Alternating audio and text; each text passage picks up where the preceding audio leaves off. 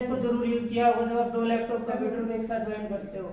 Phone में भी AnyDesk app होती है, आप अपने फोन को दूसरे फोन से किसी लैपटॉप से शेयर कर सकते हो। तो ये ऐप जो है ना फायदे की भी है, लेकिन नुकसान इससे ज्यादा होते हैं। आपके पास कोई भी किसी ने कह दिया कि आप एनीडेस्क ऐप डाउनलोड करो, उसमें जो कोड आ रहा है वो आप मुझे बता दो, आप उसकी बातों में तो आ गए, लेकिन अगर आपने कोड बता दिया तो आपने अपने पूरे फोन का एक्सेस उसको दे दिया है। अब आपके फोन में जितने ओटीपी आएंगे, मैसेज आएंगे, कोई फोन कॉल आएगा, सब उसके पास चला जाएगा बिना बताए, आपको पता ही नहीं चलेगा। इसीलिए जो स्क्रीन शेयरिंग के ऐप होते हैं, जैसे एनीडेस्क फेमस है, ऐसे ऐप को कभी यूज करना है तो जानकारी में यूज करना, नहीं तो ऐसे आपको फोन में नहीं करना। अगर कभी चाहिए तो डाउनलोड करके यूज करने के बाद उसको एक्सेस हो गया किसी और के द्वारा, ठीक है। उसके बाद आजकल बहुत सारे एपीके फाइल आ रहे हैं मोबाइल के ऊपर कि भाई ये जो है शादी का आमंत्रण, इस तरह से। अब शादी का आमंत्रण कोई ऐसे भेजेगा, कोई अननोन थोड़ी भेजेगा। आप लोग देख सकते हो कि वो कोई पीडीएफ या कोई पीएनजी नहीं होती, वो एपीके फाइल होती है। एपीके फाइल में कोई राशन कार्ड या फिर कोई शादी का कार्ड नहीं आता। वो एपीके फाइल अगर आपने डाउनलोड कर ली ना, फिर एक मालवेयर होता है बहुत छोटे साइज का, आपके फोन में डाउनलोड करता है। उसके बाद चाहे आपने फोन को रीसेट भी कर लोगे तो भी वो मालवेयर आपके फोन से डिलीट नहीं हो सकता, फिर फोन फेंकना ही पड़ेगा आपको, कोई रास्ता नहीं होता उसका। चाहे कितने बड़े एक्सपर्ट के पास ले जाना, वो मालवेयर आपके फोन से डिलीट नहीं कर सकते एक बार अगर इंस्टॉल हो जाए। इसलिए कोई भी एपीके फाइल मत डाउनलोड करो। अगर कोई ऐप डाउनलोड करनी है तो गूगल प्ले स्टोर की एक रास्ता है, वहीं से डाउनलोड करो। किसी भी ब्राउजर से या फिर व्हाट्सएप से, इंस्टाग्राम से कोई भी ऐप डाउनलोड मत करना, क्योंकि एपीके फाइल होती है, एपीके फाइल में मालवेयर आसानी से डाला जा सकता है। और एक जो पब्लिक प्लेसेस पे चार्जिंग केबल लगी होती है, जो पब्लिक वाईफाई होते हैं, पब्लिक वाईफाई के द्वारा कभी पेमेंट का काम नहीं करना चाहिए, या फिर जो डाटा केबल होती है उससे मोबाइल चार्ज कर लेते हैं, जो पब्लिक प्लेस पे लगा के रखते हैं। डाटा केबल से आपका सारा डाटा ट्रांसफर किया जा सकता है। इसीलिए कभी भी पब्लिक प्लेस पे लगी हुई कोई भी डाटा केबल यूज मत करना। पब्लिक वाईफाई का यूज करने से हमेशा बचना चाहिए।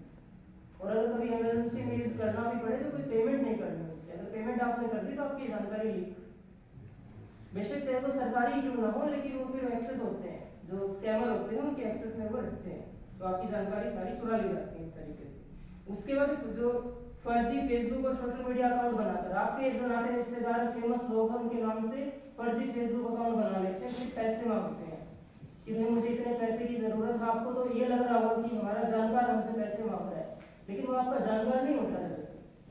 आपके जानकार के नाम से किसी और ने फेसबुक अकाउंट बना लिया है, उसके बाद आप पैसे भेज देते हो, फिर आप जब उससे मांगते हो तो अगला कह देता है मैंने कब मांगे, क्या मुझसे पूछा थोड़ी था जिससे से पहले। फोन तो कर लेते एक बार, और आप लोग फोन तो करते नहीं, आजकल मैसेज का ही जमाना है, मैसेज में चलता है सब कुछ, उधर ये बोल दिया आपने कर दिया।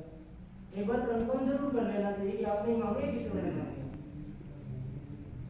और एक और है सबसे ज्यादा जो आजकल दिक्कत हो रही है हरियाणा में विशेषकर, जीवन साथी डेटिंग ऐप से फ्रॉड जो हो रहे हैं। अब जो शादियां वैसे तो हो नहीं रही आजकल हरियाणा में, तो जीवन साथी ऐप होती है बहुत सारे, वहां अपनी बायोडाटा अपना डाल देते हैं लोग, और फिर उधर से दूसरी पार्टी कांटेक्ट करती है कि मैं इंटरेस्टेड हूँ, फिर बात चलती है और धीरे धीरे पैसे में लेन देन होता है कि चलो पैसे भेज दो, गिफ्ट वगैरह भेज दो, और उसके जरिए भी आपको जाल में वो फंसा लेते हैं। तो इन ऐप से जरा सावधान रहना है, जो कोई यूज करता हो आप सीडी के नाम से कि आपका कोई वारंट निकल गया है, तो सीबीआई या फिर पुलिस सीआईडी कोई भी ऐसा नोटिस ईमेल वगैरह तो नहीं भेजते हैं, और वो पक्का इसी नाम पे होगा कि या फिर कोई पार्सल आ गया है आपका, विदेश से कोई पार्सल आया है, उसमें जो है ड्रग मिला है या फिर ये मिला है, आपको डराएंगे।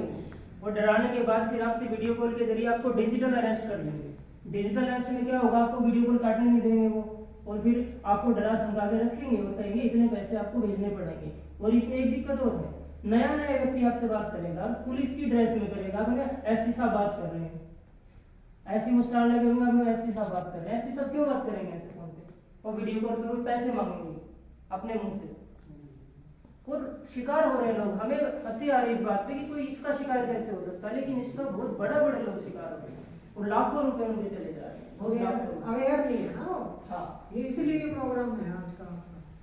तो डिजिटल अरेस्ट में आप अपने घर वालों को ये बात जरूर बताइएगा, क्योंकि वो फोन पे अरेस्ट कर लेते हैं, दूसरा कॉल ही नहीं करने देते, बोले कॉल पे पेमेंट करो, कॉल काटनी नहीं है। तो इस बात का विशेष ध्यान रखना है आपको, अपने घर वालों को ये बात जरूर बताना है।